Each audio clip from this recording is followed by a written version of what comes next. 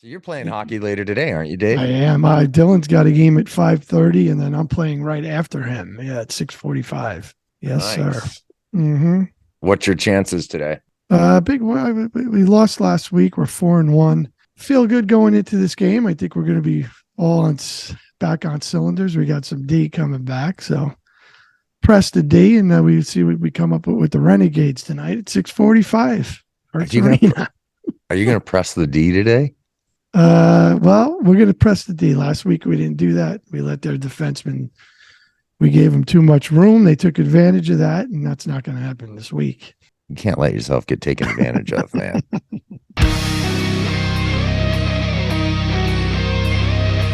Hey, everybody, it's Shit Talk Reviews. Happy weekend to you. I'm John, sitting in the room with me, Dave and Derek, per the usual. Good morning, fellas. How are you? Good morning, everyone. Good to see you. Smells like bacon over here. It's going to be dead animal flesh. What? We're mixing it up this morning. Usually, we record our inane chatter in the afternoons or evenings, and it's a Sunday morning, so it's a little different. Just rolled out of bed. Derek killed a feral hog in his backyard, and just made breakfast for the family. Day. It's going to be heavy. No idea where it came from. They just woke up to dead animal flesh and ate it. They devoured it, the 12-year-old and the 10-year-old. Savages. Well, that's a fitting start to this. Yeah. As Dave said, what is a heavy day today, because we're talking about the latest EP from Alluvial, Death is But a Door. And I will right off the top say that I am a bit of a fanboy of Wes Hauck, the guitar player. So you can expect me to laud some praise upon the boys from Atlanta. Wes Hauck was new to me. You introduced me to him on YouTube, so I've seen a lot of his stuff. So it was nice to hear this with him now and match the music with the face. So it was good. He's a beast. They're all beasts. We were talking about Kevin Muller, the vocalist who came on for their second album, Kevin Muller, sorry. And he is you labeled him a demon earlier, and you're not wrong. The guy is a monster. He's great. That video you showed me on Friday of the band is just incredible. I mean, just unreal. Very, very impressive. You don't front suffocation if you suck at singing. Mm-hmm. Right. Yeah, he's got chops. Yeah, Kevin has been in Suffocation, Dysentery, Pyrexia, and The Merciless Concept. At least that's what the interwebs told me. So I'm going to assume they're not lying to me. Yeah, I think he has a home here for a while. Oh, really? I think so. It seems pretty good. Yeah, seems like a pretty good mix of talent with these fuckers. You know, there's some there's some death metal, and it is the perfect combination, which is a nice little niche to be in. And, you know, I keep talking to you guys that the older I get, the more heavy I get.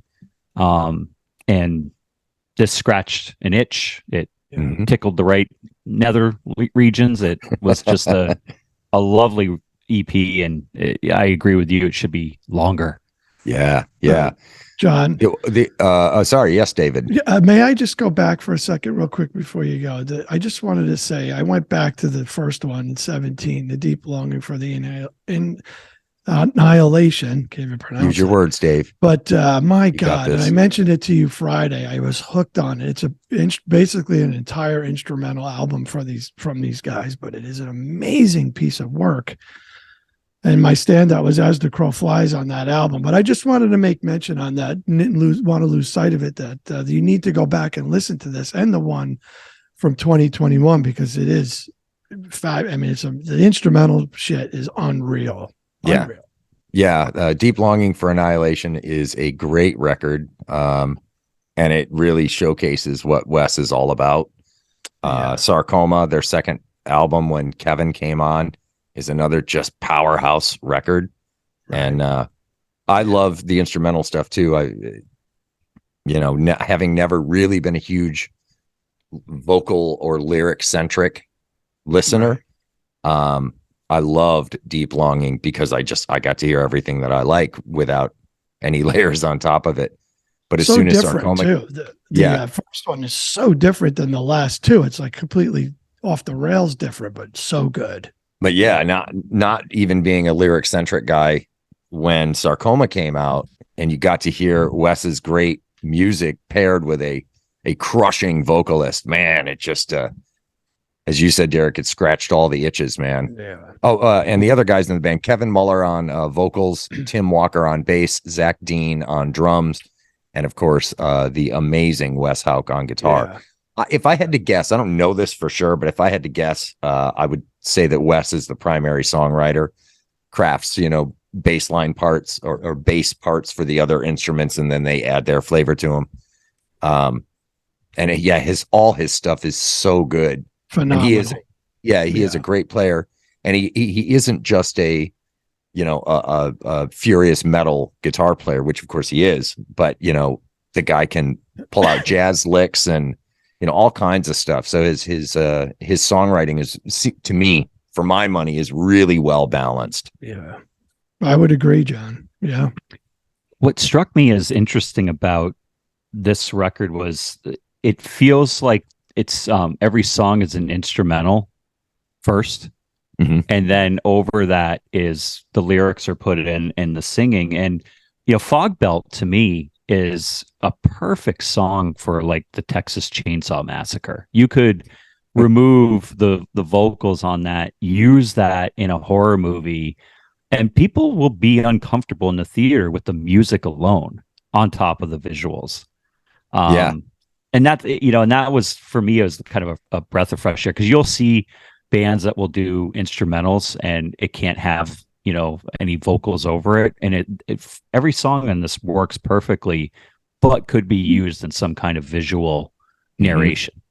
Yeah. Death is But a Door to me was just unreal. I pulled some lyrics on it too. I mean, the closing lyrics to that song, it was powerful. It had a really good feeling. I loved the melodies to it. And man, it was different from the other three I thought on the album, but lyrically, man, it was so fucking good. I mean, I pulled the lyrics. I have them right here. I won't read them, but powerful shit. It was great. You're not song. wrong. It is. That's the closing track and also the title track, and it definitely deviates from the others. It certainly comes back around with some crushing parts in there, but it's a big epic song. Yeah. And it's just another opportunity for Wes to put his song crafting on display, I think. Yeah. Bog Dweller, first track, just comes out ripping. Right. That was a dark one, real dark, Yeah. Ripped pretty good. The title fits, and I said to Kurt, my son, I said, "You want to hear the Hulk in a metal band?" And he listened and goes, "Yep, that sounds like Hulk in a metal band." Yeah, pretty much. I would recommend watching the music video for Death is But a Door. It is really, really intense. I had no expectations. I'm not a particular music video fan, but I saw that they had a video for it and was I'll leave it at that it tells a really dark story, but don't watch it if you're not having a good day. But it's a great song. Yeah, thank you. I hadn't ever ventured into Alluvial. It was a great venture, a great journey. I'm a full-on fan, and so thank you, John, for introducing me to a new band. And this right now has to be, we'll be at discussed again at our end of the year, our 2024. I suspect this will be there, because I thoroughly enjoyed every second of it. Yeah, my biggest beef, as soon as I saw that it came out, I already had a problem with it, and that was that it's just too damn short. 4 songs is not enough. I'll echo what Derek said. Same here. I mean, thank you, because when you introduced me to Wes, I just, I sit there, we watch them, and I always say it's not fair that somebody is this good, but now to get the music part to it. So I absolutely enjoyed it. It was really good. Even the song, we didn't talk about the Area Code, but another great song. Even the lyrics on that were, from what I pulled the lyrics, sounds like, him and a girl are just going at it, but lyrically, it was so good. What did you like about the lyrics? Like, what exactly did you like across the record that struck you so strongly? I'm so fucking stuck. Regret my wishes without a pot to piss in now. Her spell has been cast. That bitch knows I'm coming back. You know what I mean? I mean, it's just good stuff. And even in Death is But a Door, I'll take the loss. No man is on an island. I find a hole to crawl up in and die. It's like, holy shit. So, it's dark. It's dark, man. But when he's singing it and you're hearing it, it's powerful shit. Love it. Yeah. Did you go back and listen to Sarcoma, Dave? I did. Yeah, I did. Any favorites on that? No, I mean, that was very similar to this one. I thought along the lines the same as this one, on course, not like the instrumental one that we first talked about. So yeah, it was good. Have you gone back to the older stuff, Derek? I did on the ride back Friday. I did. I blasted through this again, and then I went back and listened to the old stuff. And I think that Juan Carlos Escobar Salazar did a really good job of producing this and bringing this band to their best. And I would love to see a full length, with him as a producer, because there's not a bad moment on the EP. Yeah, right. There really isn't. It's a little teaser, you hear the 4. It's like, come on, man, one more. Can you just give me something? You know just what I mean? Like 3 or 4 more. Right. Fucking great. Yeah. Yeah. Area Code, big fan. I like all of them, but had some killer feel changes in there. The vibe would change a little bit. And some really, really tasty little production tricks on there that were used. Very good song. It's a monster. Standout for me would be Death is But a Door, just because it is a bit of not a departure, but it's a little different from the other 3 tracks. My favorite track is the same, John. Same thing. They're all good, but that one particularly. Yeah. Fog Belt is a close second for me, though. Yeah. Dark. Very dark. I had Bog Dweller. I just love it. Fog Belt, fantastic. Death is But a Door is just an epic listen. It's just huge. Yes, it is. Massive track. Just in your face. Some metal bands can't fill. You can't see them filling like a stadium, a football stadium. That track to me was a metal track that could be an epic listen within a large space, and that just says a lot about Wes as a musician. If he is in fact the guy that's writing a majority of this, watch out. If this band stays together, keeps going, the future is bright for sure. Yeah. All super, super talented members in this band. Yeah. Zach is a crazy drummer. One of the things I like about watching Zach play is that he is a lot of drummers, myself included, they're big, super powerful players, arms flailing all over the place, and there doesn't seem to be much subtlety. But when you watch Zach play, Zach feels like a much more refined, for lack of a better word, basher, in that, he's got this economy of motion when he plays, but he's still, when you listen to what it is he's doing, it's still super powerful playing. Right. But he's not like Animal back there. He just feels very refined. Are you shitting on Animal? What the fuck? No, not at all. I think what happens is a lot of times is people find a band and then they'll listen to that band from then on, if that makes sense. Some people won't go back and really see what their material was maybe 6, 7, 8, 9 years ago. With a band like this, when you introduced it to me, and I knew Wes from you introducing him to me, you have to go back and listen to their previous stuff to appreciate really what they're doing now. I mean, at least that's what I got out of it. If I didn't go back and listen to the previous stuff and just listen to this, I don't think I would have had much more. I would have had more appreciation for the band if I went back and did my homework. So because they're that good, you have to go back, and even the instrumental stuff and all that stuff we tell you have to go listen to it. You have to. Well, again, though, the biggest downside to this album is that there's just not enough of it there. So it leaves you wanting more, which I guess is a good thing. It's like a TV show that is on the air for 30 seasons, but it's sucked for the last 25, like they said, okay, we got 4 songs. We're going to bring them here. We're going to fucking blow people away and just leave them wanting more. And that's what they've done. Yeah, pretty much. This whole conversation has taken me to one place. Great album. We mentioned the Muppets and Animal, and Dave with those glasses. He looks like Beaker. Man. Wouldn't be Shit Talk Reviews if it wasn't us making fun of each other. And Dave, that's true. I like to rate this. Can I go first today on the scores? Sure. Yeah, please do. I loved it, man. I thought it was really good. Then you know me with the growls and stuff. I don't really mind it on this one so much because it all kind of worked together. I'm getting more used to that. Production was great. Lyrically unreal. I don't know what else to do. I gave it a 9. It was that good. Yeah. Nice. Yeah. I respect that decision. Thank you, sir. And I love that you've gotten into more heavy stuff. Yeah, this was really good. Over time. It was good. And this is not, Alluvial is not a lightweight band. No. This isn't the kind of stuff that, you're going to have playing in the background when you have Aunt Janine and, Uncle Phil come over for dinner. But it's a bunch of talented guys, though. You have to listen to this music because it's intricate. It's amazing what these guys can do. They're not just some chop band in a garage doing metal. Like this is, but different. It's not. It is intricate, and there is a lot going on. But it's not so busy that it is, painful to listen to. I love a lot of really heavy progressive stuff, and a lot of it gets really busy. Yes, and it does. It can border on tiring, but this doesn't get anywhere near there. Right. Derek, what are your thoughts?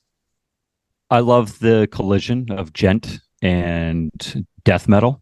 I think it's great. My only hesitation for giving it a 9 is the brevity of it. So I went 8.5. That's fair. Production is great. There just needs to be more. I just think there needs to be more. It's a great problem to have, right? Yeah, sure is.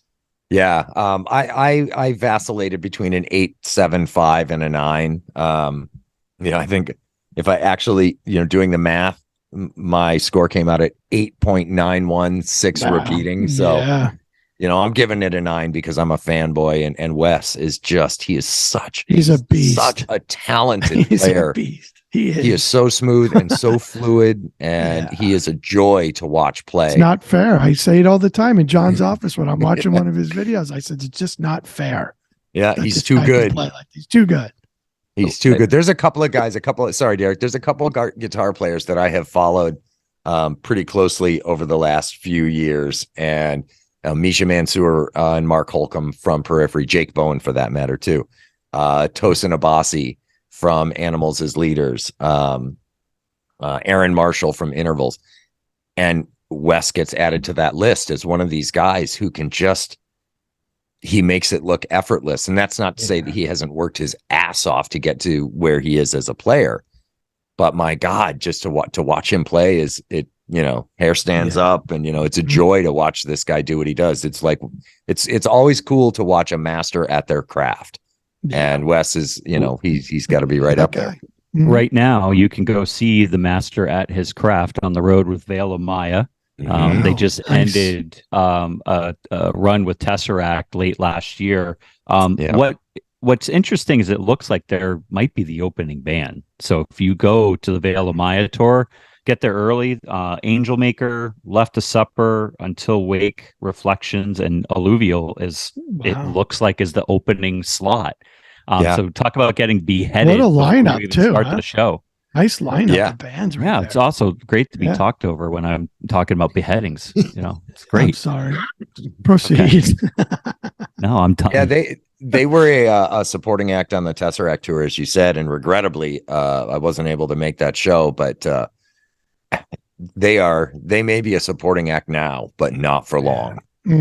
Not for long. They will be playing headlining slots here very, very soon. I'm quite sure of it, because they're just that damn good. Yeah. We tried in November to go, too. Yeah. For that Tesseract. So I don't remember what the reason was that we didn't make it. It was on a Saturday night, no less. Yeah. Life got in the way. Life. Yeah. You know. Yeah. Well, I am super psyched you guys liked it. I love Alluvial, and so I'm pumped that you guys are.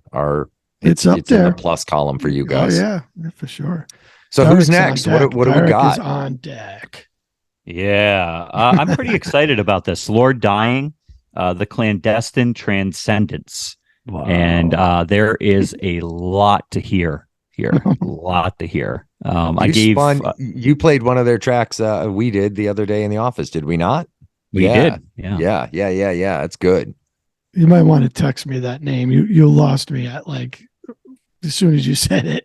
One more time. Lord Dying is the band, and then the album is Clandestine Transcendence. Clandestine. And they are of the doom, maybe stoner, trippy mushroom variety, but there is some technicality there that I appreciate. So nice. Give it a shot. Yeah. Nice. Yep. Good. Well, always a pleasure to hang with you guys. Yeah. I love it when you bring the pipes out, man. Yeah. Fucking pumped. Who's winning today, Derek? It's going to be Detroit and Kansas City. I think the tendies, the chicken and the tendies, chicken tenders. they've got an uphill battle, but I think they're going to pull it out in the end. We'll pull it out. We do. We always do. I'll go on the record with I've been saying probably since about week 10, Baltimore and the 49ers are the two best teams. They're the number one seeds. And I think they'll take care of business at home today. All right, there you go. There's Derek's 2 cents. There it is. All right. If anybody wants to get on FanDuel, Derek will take a 3% cut of anything you win. And FanDuel, I will start doing what Kay Adams does, and I will do a weekly bet. And that's right. A podcast. I'll even join Kay and Gronk if you guys want. So let me know. God, the sponsorship pool just exploded this morning. Hey, John, while we're on that, I just want to give a shout out to my boy Six, to Kate, to your mom, all our listeners. Thank you. Indeed. I want to do a shout out to FanDuel, Kay Adams, and Rob Gronkowski. Please sponsor us. Thank you.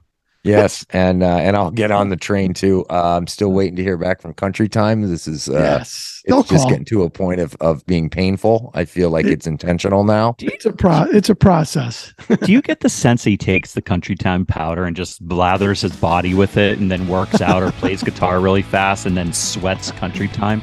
There's many things I'm sorry, I shouldn't go there, so I'm not going to. It's in time, everything in time. That's right. You all snort right, Country Time? I will neither confirm nor deny that, but yes. Thank you, John. All right, guys. Until next time. Yes. Yeah.